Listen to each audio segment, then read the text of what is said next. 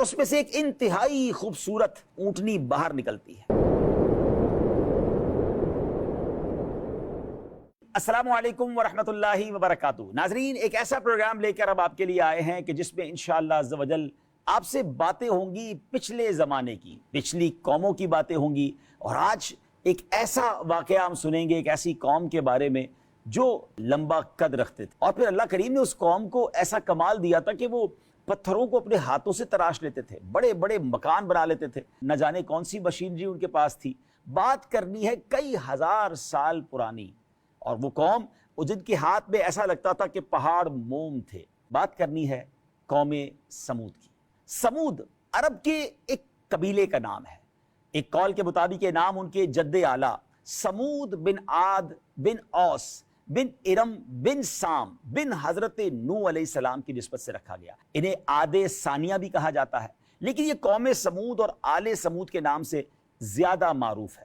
حضور پر نور علیہ السلام سفر تبوک کے دوران صحابہ کرام کے ساتھ اس مقام سے بھی گزرے۔ ناظرین، اس مقام کو مدائن صالح کہا جاتا ہے، اور آج بھی دنیا بھر سے لوگ جا کر اس مقام کو دیکھتے ہیں تو عقلیں حیران ہو جاتی ہیں۔ آج سے چند سال پہلے میرا بھی جانا ہوا تھا، اور حیرانگی یہ تھی کہ اتنے بڑے بڑے دروازے، اتنے بڑے بڑے مکان، اور 5000 سال، جی ہاں آلموسٹ 5000 ایئرز اس مقام کو ہو چکے ہیں۔ تو اس وقت کون سی مشینری تھی، اس وقت کون سی ٹیکنالوجی تھی کہ اتنے بڑے بڑے پہاڑوں کو کاٹ کر اتنے بڑے بڑے گھر بنا لیے گئے۔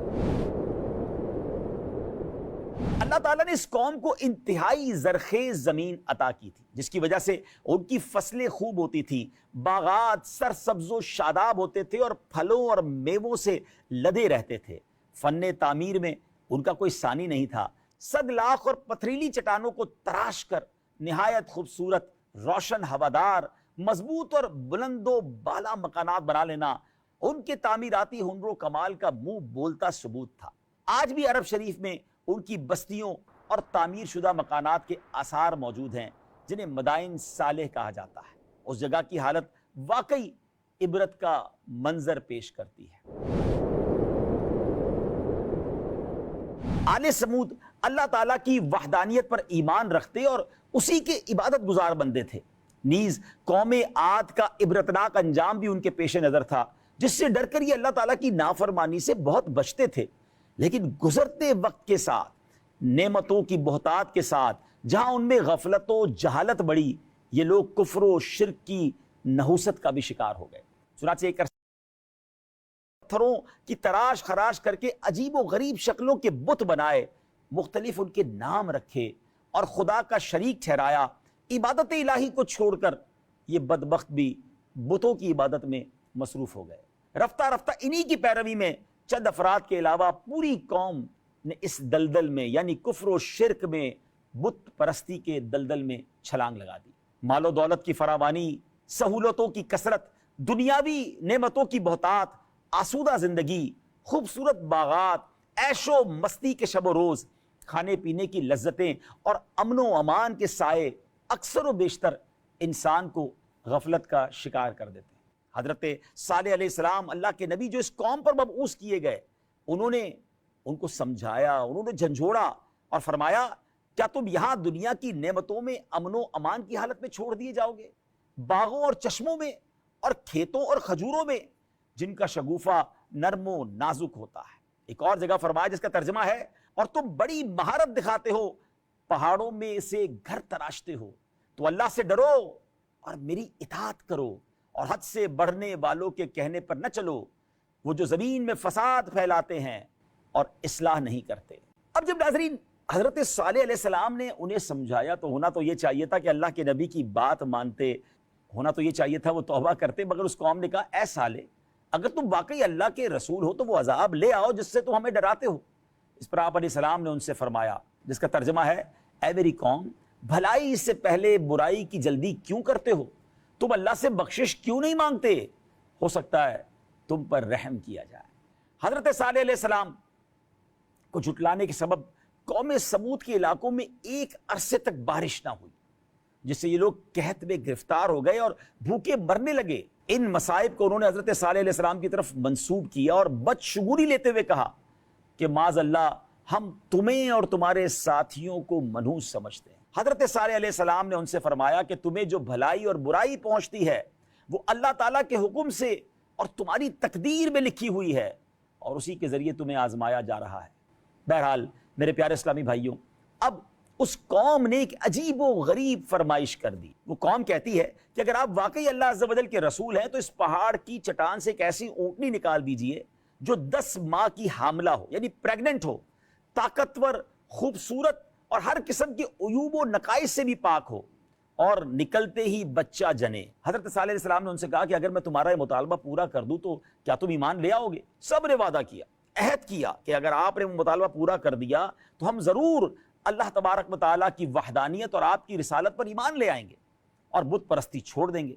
حضرت صالح علیہ السلام اللہ کے نبی، سچے نبی، آپ نے ہاتھ اٹھائے، اللہ کی بارگاہ میں دعا کی اور ایک چٹان کی طرف اشارہ فرمایا۔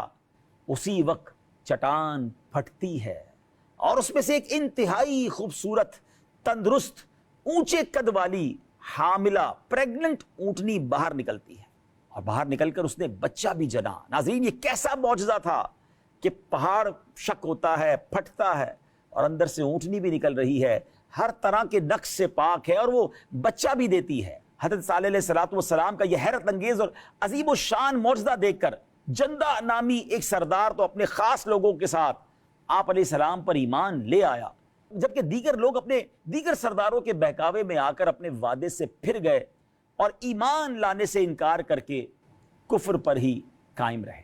ناظرین، اب اس اونٹنی کے کچھ معاملے آپ کو بتاتے ہیں۔ کیسی امیزنگ یہ اونٹنی تھی کہ یہ اپنے بچے کے ساتھ میدانوں میں چرنے پھرنے لگی، اور آپ علیہ السلام نے قوم کو اس اونٹنی کے بارے میں چند انسٹرکشنز دی، چند ہدایات دی۔ وہ ہدایت بڑی نرالی تھی۔ آپ نے فرمایا کہ اس کو اس کے حال پر چھوڑ دو، یہ اللہ عز و جل کی زمین میں جہاں چاہے چرتی رہے، ڈو ناٹ ڈسٹرب اٹ۔ دوسرا، اسے برائی کی نیت سے ہاتھ نہ لگانا، نہ مارنا، نہ ہنکانا، اور نہ اسے قتل کرنا۔ تیسرا یہ کہ ایک دن اونٹنی اور ایک دن تمہاری باری ہے، لہٰذا جو دن اونٹنی کا ہے اس میں صرف اونٹنی ہی کنویں سے پانی پیے گی، اور جو دن تمہارا ہے اس میں تم پانی لینے آؤ۔ ان ہدایات کے ساتھ یہ تنبیہ کر دی گئی کہ اگر اس انسٹرکشن کو فالو نہیں کیا گیا، اس کے خلاف کیا گیا، تو اس کا انجام بڑا خطرناک ہوگا۔ اس اونٹنی کی پیدائش کے وقت بھی ناظرین کئی معجزات کا ظہور ہوا۔ وہ اونٹنی نہ کسی کی پیٹھ میں رہی، نہ کسی کے پیٹ میں، نہ کسی نر سے، نہ کسی مادہ سے پیدا ہوئی، نہ حمل میں رہی، بلکہ طریقہ عادیہ کے خلاف، جو نارمل روٹین ہے اس کے خلاف، وہ پہاڑ کے ایک پتھر سے دفعتاً اچانک پیدا ہوئی، اور اس کی یہ پیدائش ہی حضرت صالح علیہ السلام کا معجزہ ہے۔ اس کے پینے کے دن اس کا دودھ دوہا جاتا تھا، اور وہ اتنا ہوتا تھا کہ تمام قبیلے کو کافی ہو اور پانی کے قائم مقام ہو جائے۔ اچھا، باقی تمام جانور جو تھے اس کی باری کے روز پانی نہیں پیتے تھے، یعنی انسانوں کو تو منع کر دیا گیا تھا، مگر باقی جانور قدرتی طور پر، یعنی وہ سبحان اللہ، اللہ کا حکم ان کے لیے بھی تھا کہ وہ اس دن پانی نہیں پیتے تھے، کیونکہ وہ اونٹنی کے پانی پینے کا دن تھا۔ قوم سمود نے حضرت صالح علیہ السلام کے جو احکام تھے، انسٹرکشنز تھی، کچھ دنوں پر تو عمل کیا، مگر اپنی چراگاہوں اور مویشیوں کے لیے پانی کی تنگی انہیں محسوس ہونے لگی، تو وہ لوگ اونٹنی کو قتل کرنے پر متفق ہو گئے۔ اس کام کے لیے اپنے ساتھی قدار بن سالف کو منتخب کیا، جس نے اونٹنی کو پکڑ کر تیز تلوار سے اس کی کونچیں کاٹ کر اسے قتل کر دیا۔ اونٹنی کو قتل کرنے کے بعد ان لوگوں کی سرکشی اور بے باکی میں اور اضافہ ہوا۔ چنانچہ اس جرم کا ارتکاب کرنے کے بعد حضرت صالح علیہ السلام کے پاس آئے اور کہنے لگے، اے صالح، اگر تم رسول ہو تو وہ عذاب لے آؤ جس سے تم ہمیں ڈراتے تھے۔ اونٹنی کے قتل کے بعد حضرت صالح علیہ السلام نے بطور خبر دینے کے ان سے فرمایا، اپنے گھروں میں 3 دن تک دنیا کا جو عیش کرنا ہے کر لو، ہفتے کے دن تم پر عذاب آ جائے گا، اور اس کی علامت یہ کہ پہلے دن تمہارے چہرے زرد، دوسرے دن سرخ، اور تیسرے دن بلیک، سیاہ ہو جائیں گے، پھر اگلے دن عذاب نازل ہوگا، اور یہ ایک ایسا وعدہ ہے جو کسی صورت غلط ثابت نہیں ہوگا۔ تو 9 افراد نے معاذ اللہ ایک اور بے باکی کا پلان کیا کہ حضرت صالح علیہ السلام کو ہی معاذ اللہ شہید کر دیتے ہیں۔ چنانچہ سب قصبے کھا کر کہنے لگے کہ ہم رات میں حضرت صالح علیہ السلام کے گھر پر حملہ کر کے انہیں ان کے اہل و عیال کے سمیت شہید کر دیں گے۔ اس کے بعد آپ علیہ السلام کے کسی وارث نے قصاص یا دیت کا مطالبہ کیا تو کہہ دیں گے، ہم نے تو قتل نہیں کیا، ورنہ ہی ہمیں قاتل کے بارے میں علم ہے۔ اس قول و قرار کے بعد انہوں نے اپنی سازش پر عمل درآمد کی تیاری شروع کر دی، اور رات کے وقت حضرت صالح علیہ السلام کے گھر کی طرف روانہ ہوئے. حضرت عبداللہ ابن عباس رضی اللہ تعالیٰ عنہما فرماتے ہیں اللہ تعالیٰ نے اس رات حضرت صالح علیہ السلام کے مکان کی حفاظت کے لیے فرشتے بھیج دیے. جب یہ 9 شخص ہتھیار اٹھا کر تلواریں لیے حضرت صالح علیہ السلام کے دروازے پر پہنچے, فرشتوں نے انہیں پتھر مارے. وہ پتھر ان لوگوں کو لگتے لیکن مارنے والے نظر نہیں آتے تھے, یہاں تک کہ یہ سب کے سب 9 افراد ہلاک ہو گئے. ناظرین, ایک اور نشانی, ایک اور میسج اس قوم کو مل گیا تھا. اللہ اکبر, مگر نہیں ماننے والے نہیں مانتے. اس کے بعد جب مہلت کا پہلا دن آیا تو واقعی ایسا ہوا ناظرین, پوری قوم کے چہرے زرد ہو گئے, یلو ہو گئے. شام کے وقت انہوں نے کہا کہ ایک دن تو گزر گیا, دوسرے دن ان سب کے چہرے ریڈ ہو گئے, سرخ ہو گئے. اللہ اکبر. شام کے وقت کہنے لگے کہ مہلت کے 2 دن گزر گئے, تیسرے دن ان سب کے چہرے بلیک, سیاہ ہو گئے. اور شام کے وقت کہنے لگے کہ حضرت صالح علیہ السلام کی دیوی مہلت تو ختم ہو گئی, یعنی اب تک جو انہوں نے کہا وہ سب سچ ہوا ہے. چنانچہ چوتھے دن یہ لوگ خوشبو لگا کر تیار ہوئے اور بیٹھ کر انتظار کر رہے ہیں. اب بھی ان کی, جس کو کہنا بدبختی کا عالم دیکھے کہ دیکھے کون سا عذاب آتا ہے. چہرے کالے ہو گئے ہیں مگر لگتا تھا دل بھی کالے ہو گئے تھے. عذاب کے منتظر ان احمقوں نے صبح ہوتے ہی ہولناک ایک بڑی خطرناک چیخ اور کڑک کی آواز سنی. زمین میں زلزلہ یعنی ارتھ کویک آ گیا اور یہ لوگ تباہ و برباد ہو کر ایسے ہو گئے جیسے جانوروں کے پاؤں کے نیچے بکثرت روندی ہوئی گھاس ریزہ ریزہ ہو جاتی ہے. عذاب کی شدت کا عالم یہ تھا کہ قوی و توانا ہونے کے باوجود عذاب کے وقت وہ لوگ کہیں نہ بھاگ سکے, نہ مقابلے کے لیے کھڑے ہو سکے. یہ بڑے بڑے قد والے, یہ طاقتور لوگ جو پہاڑوں کو چیر دیتے تھے, یہ کھڑے بھی نہ ہو سکے, یہ بھاگ بھی نہ سکے.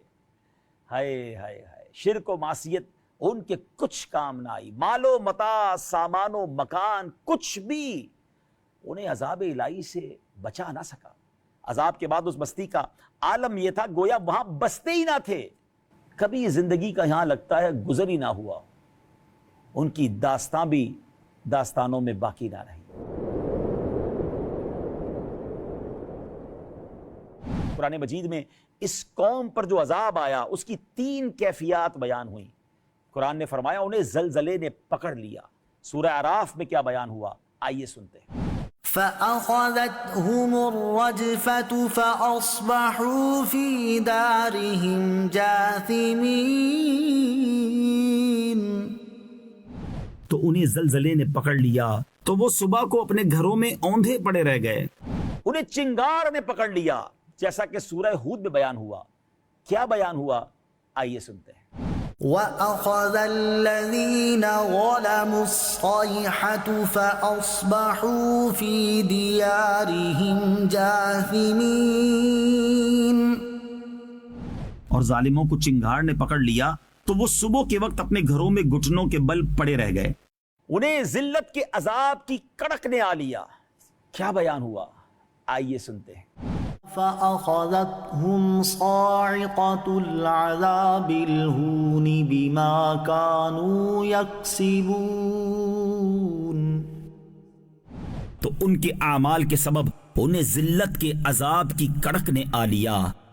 ان تینوں آیتوں میں یاد رکھیے کوئی کانٹرا نہیں ہے, کوئی تعارض نہیں ہے, کیونکہ عذاب کی جدا جدا کیفیات بیان ہوئی ہیں. یعنی اس عذاب میں زلزلہ بھی تھا, چیخ بھی تھی اور کڑک بھی تھی. یہ تینوں تباہ کن چیزیں موجود تھیں. نارملی بھی جب ارتھکویک آتا ہے تو گونج آتی ہے, بعض اوقات بڑی کڑکدار آوازیں بھی آ رہی ہوتی ہیں, اور یہ تو عذاب الہی کا زلزلہ تھا.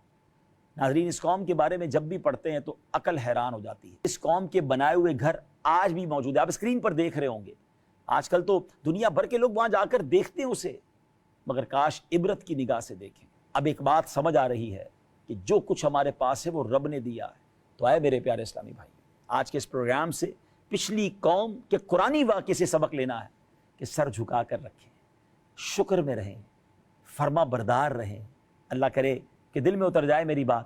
اگلے پروگرام میں کسی اور قوم کی بات ہوگی, کوئی اور سبق ہوگا, اور انشاءاللہ اس سے سبق لینے کی بھی کوشش کریں گے. اپنی دعاؤں میں یاد رکھیے گا. صلو علی الحبیب صلی اللہ تعالی علی محمد صلی اللہ علیہ وسلم.